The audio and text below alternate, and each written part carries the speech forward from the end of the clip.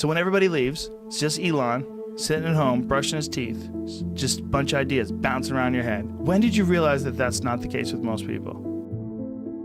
I think when I was, 5 or 6 or something. I thought I was insane. It was just strange. Because it was clear that other people did not, their mind wasn't exploding with ideas.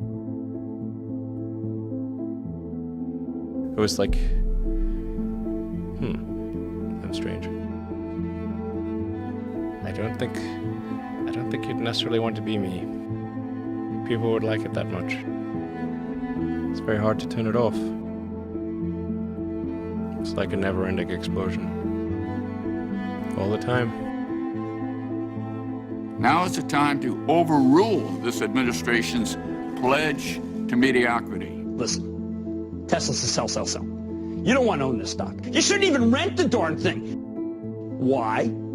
Because beyond the hype, there's just not much going on here.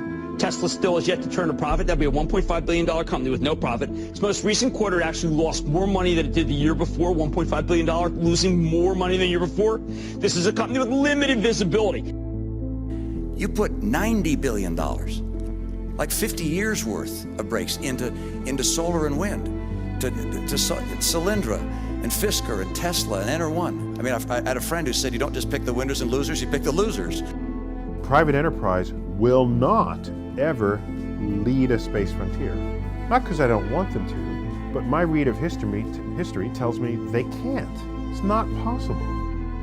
You know, there are American heroes who don't like this idea. Neil Armstrong, Gene Cernan have both testified against commercial spaceflight in the way that you're developing it, and I wonder what you think of that. I was very sad to see that, because those guys are, those guys are heroes of mine, so it's really tough. I wish they would come and visit and see the hardware that we're doing here, and I think that would change their mind. They inspired you to do this, didn't they? Yes. And to see them casting stones in your direction. It's difficult. Did you expect them to cheer you on? Certainly hoping they would. What are you trying to prove to them? What I'm trying to do is to make a significant difference in spaceflight and help make spaceflight accessible to almost anyone. One of the most difficult choices I have ever faced in life was in 2008. I think I had maybe $30 million left, or $30 or $40 million left in 2008. I had two choices. I could put it all into one company, and then the other company would definitely die, or split it between the two companies. But if I split it between the two companies, then both might die. When you put your blood, sweat, and tears into creating something, or building something, it's like a child. So it's like, which one am I going to let one starve to death? I couldn't bring myself to do it, so I split the money between the two. Fortunately, thank goodness, they both came through. What was your biggest failure, and how did it change you? Well, there's a ton of failures along the way, that's for sure. As I said, for SpaceX, the first 3 launches failed, and we're just barely able to scrape together enough parts and money to do the 4th launch. If that 4th launch had failed, we would have been dead. So multiple failures along the way. Tesla really faced a severe threat of death due to the Model 3 production ramp. Essentially, the company was bleeding money like crazy, and just if we didn't solve these problems in a very short period of time, we would die. And it was extremely difficult to solve them. How close to death did you come? Within single-digit weeks. I went to Russia 3 times to look at buying a refurbished ICBM. And I can tell you it was very weird going there in late 2001, 2002, going to the Russian rocket forces and saying, I'd like to buy 2 of your biggest rockets, but you can keep the nuke. They thought I was crazy, but I did have money, so that was okay. And after making several trips to Russia, I came to the conclusion that my initial thought was, well, that there's not enough will to explore and expand beyond Earth and have a Mars base and that kind of thing. But I came to the conclusion that was wrong. In fact, there's plenty of will, particularly in the United States, because the United States is a nation of explorers, of people who came here from other parts of the world. I think the United States is really a distillation of the spirit of human exploration. So after my third trip, I said, okay, well, what we really need to do here is try to solve the space transport problem, and started SpaceX. This was against the advice of pretty much everyone I talked to. It was tough going there in the beginning because I'd never built anything physical. I mean, I'd built like little model rockets as a kid and that kind of thing, but I'd never had a company that built anything physical. So I had to kind of figure out how to do all these things and bring together the right team of people. It was tough going. Because the thing about a rocket is that the passing grade is 100%. You don't get to actually test the rocket in the real environment that it's going to be in. So I think the best analogy for rocket engineering is like if you want to create a really complicated bit of software, you can't run the software as an integrated whole, and you can't run it on the computer it's intended to run on. But the first time you put it all together and run it on that computer, it must run with no bugs. The first launch, I was picking up bits of rocket near the launch site. It was a bit sad. But we learned with each successive flight, and were able to, eventually with the fourth flight in 2008, reach orbit. I tried very hard to get the right expertise in for SpaceX. I tried hard to find a great chief engineer for the rocket, but the good chief engineers wouldn't join, and the bad ones, well, there was no point in hiring them. So I ended up being chief engineer of the rocket. So if I could have found somebody better, then we would have maybe had less than 3 failures. How did you get the expertise to be the chief technology officer of a rocket ship company? Well, I do have a physics background. That's helpful as a foundation. And then I read a lot of books and talked to a lot of smart people. You're self-taught? Yeah. Well, self-taught, yes, meaning I don't have an aerospace degree. So how did you go about acquiring the knowledge? Well, like I said, I read a lot of books, talked to a lot of people, and have a great team. When you had that third failure in a row, did you think, I need to pack this in? Never. Why not? I don't ever give up.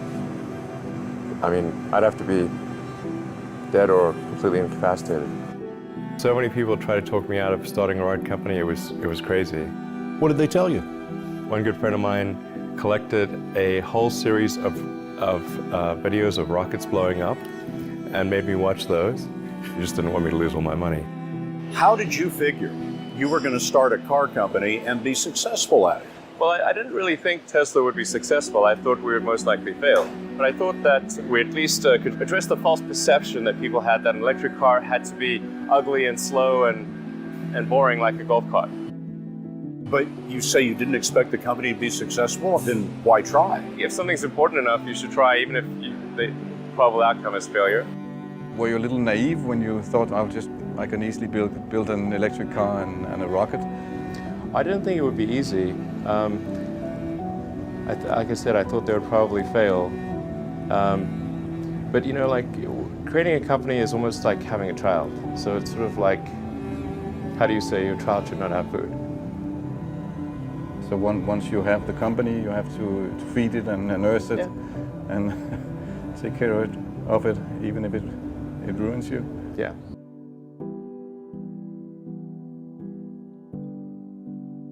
But suppose there were some tough times in 2008, end of 2008. How did you get through that period of crisis? Yeah. Can we just break for a second? Sure, of course, yeah. You want to wait a little while? Yeah, I sure hope it was worth it. Sure hope so. Sure hope it was worth it. Where does that come from, or how do you think about making a decision when everyone tells you this is a crazy idea? Or where do you get the internal strength to do that? Well, first of all, I'd say I actually think I feel fear quite strongly. So it's not as though I just have the absence of fear. I feel it quite strongly. But there are just times when something is important enough, you believe in it enough, that you do it in spite of the fear. People shouldn't think, well, I feel fear about this and therefore I shouldn't do it. It's normal to feel fear. Like there'd have to be something mentally wrong if you didn't feel fear.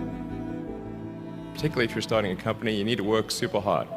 So what does super hard mean? Well, when my brother and I were starting our first company, instead of getting an apartment, we just rented a small office and we slept on the couch. And we showered at the YMCA, and we're so hot up we had just one computer. So the website was up during the day, and I was coding at night, 7 days a week, all the time. And I sort of briefly had a girlfriend in that period, and in order to be with me, she had to sleep in the office. So work hard, like every waking hour. That's the thing I would say particularly if you're starting a company. And I mean, if you do simple math, you say like, okay, if somebody else is working 50 hours and you're working 100, you'll get twice as much done in the course of a year as the other company. I think certainly being focused on something that you're confident will have high value to someone else, and just being really rigorous in making that assessment, because people tend to, a natural human tendency is wishful thinking. So a challenge for entrepreneurs is to say, well, what's the difference between really believing in your ideals and sticking to them versus pursuing some unrealistic dream that doesn't actually have merit? And that is a really difficult thing to tell. Can you tell the difference between those two things? Right. You know? So you need to be sort of very rigorous in your self-analysis, and then just work like hell. I mean, you just have to put in, 80 to 100-hour weeks every week. All those things improve the odds of success. I think it's important that you really like whatever you're doing. If you don't like it, life is too short. If you like what you're doing, you think about it even when you're not working. I mean, it's something that your mind is drawn to. Even if you're the best, there's always a chance of failure. And if you don't like it, you just really can't make it work, I think. If you're creating a company or if you're joining a company, the most important thing is to attract great people. So either join a group that's amazing, that you really respect, or if you're building a company, you've got to gather great people. I mean, all a company is a group of people that have gathered together to create a product or service. And so depending upon how talented and hardworking that group is, and the degree to which they're focused cohesively in a good direction, that will determine the success of the company. So do everything you can to gather great people if you're creating a company. Then I'd say focus on signal over noise. A lot of companies get confused. They spend money on things that don't actually make the product better. So, for example, at Tesla, we've never spent any money on advertising. We put all of the money into R&D and manufacturing and design to try to make the car as good as possible. And I think that's the way to go. For any given company, just keep thinking about, are these efforts that people are expending, are they resulting in a better product or service? And if they're not, stop those efforts. Don't just follow the trend. So you may have heard me say that it's good to think in terms of the physics approach of first principles, which is, rather than reasoning by analogy, you boil things down to the most fundamental truths you can imagine, and you reason up from there. And this is a good way to figure out if something really makes sense, or if it's just what everybody else is doing. It's hard to think that way. You can't think that way about everything. It takes a lot of effort. But if you're trying to do something new, it's the best way to think. And that framework was developed by physicists to figure out counterintuitive things like quantum mechanics. So it's really a powerful method. The final thing I would encourage you to do is now is the time to take risk. You don't have, you don't have kids. As you get older, your obligations increase. So and once you have a family, you start taking risk not just for yourself, but for your family as well. It gets much harder to do things that might not work out. So now is the time to do that before you have those obligations. So I would encourage you to take risks now. Do something bold. You won't regret it. What's your mission in life? Why you do whatever you do? When I was a kid, I was wondering kind of what's the meaning of life? Like, why are we here? What's it all about? And I came to the conclusion that what really matters is trying to understand the right questions to ask. The more that we can increase the scope and scale of human consciousness, the better we are able to ask these questions. So I think that there's certain things that are necessary to ensure that the future is good, and some of those things are, in the long term, having long-term sustainable transport and sustainable energy generation, and to be a spacefaring civilization, and for humanity to be out there among the stars and be a multi-planetary species. I think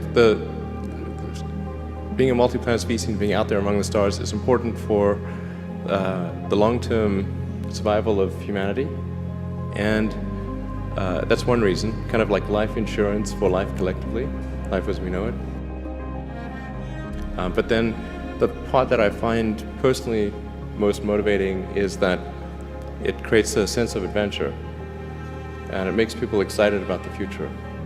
And if you consider two futures, one where we are forever confined to Earth until eventually something terrible happens, or another future where we are out there on many planets, maybe even going beyond the solar system. How many things can you buy that you really love, that really give you joy? So rare, so rare. I wish there were more things. That's what we're trying to do, just make things that somebody loves. I think that second version is incredibly exciting and inspiring, and there need to be reasons to get up in the morning. You know, life can't just be about solving problems. Otherwise, what's the point? There's got to be things that people find inspiring and make life worth living. The universe as we know it will dissipate into a fine mist of cold nothingness eventually. I don't want to sound like things are too dark, because I think like you kind of have to be optimistic about the future. There's no point in being pessimistic. It's just too negative. It doesn't help, you know. I think you want to be, my theory is like, I'd rather be optimistic and wrong than pessimistic and right. Like, what are the set of things that can be done to make the future better? I think that a future where we are a spacefaring civilization and out there among the stars, this is very exciting. This makes me look forward to the future. This makes me want that future. There need to be things that make you look forward to waking up in the morning. You wake up in the morning, you look forward to the day, look forward to the future. A future where we are a spacefaring civilization and out there among the stars, I think that's very exciting. That is a thing we want. Whereas if you knew we would not be a spacefaring civilization but forever confined to Earth, this would not be a good future. That would be very sad, I think. If there are two futures, and one future is we're out there among the stars, and the things we read about and see in science fiction movies, the good ones, are true. We have these starships, and we're going to see what other planets are like, and we're a multi-planet species, and the scope and scale of consciousness is expanded across many civilizations and many planets and many star systems. This is a great future. This is a wonderful thing to me, and that's what we should strive for.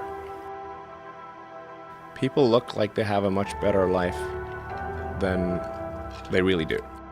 People are posting pictures of when they're really happy.